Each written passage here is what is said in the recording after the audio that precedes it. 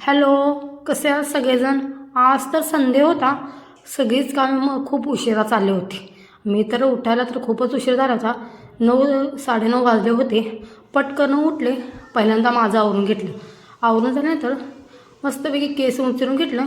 माझी तयारी करून घेतली आणि त्यानंतर पटकन इकडे नाश्ता केला. नाश्त्यासाठी काय करावं? आज तर आणले होते ब्रेड आणि भुर्जीच्या. मिस्टरांना तर खूपच ब्रेड आणि भुर्जी आवडते. त्यांच्यासाठी मस्तपैकी रात्री ब्रेड घेऊन आले होते आणि सकाळी नाश्त्यासाठी ब्रेड आणि भुर्जी दिली.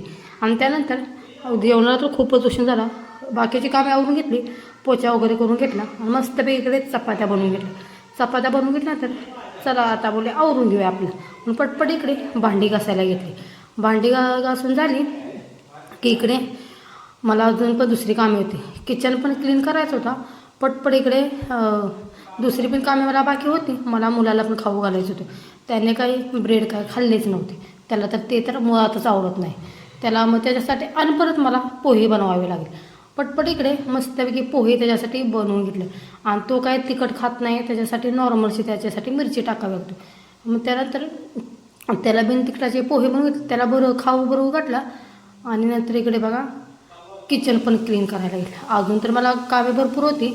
आणि जेवायला तर खूपच उशीर झाला होता. 2 तर वाजून गेले होते जेवणासाठी. रात्री बनवली होती मी वाटाण्याची आमटी. ती तर सकाळी खाल्ली.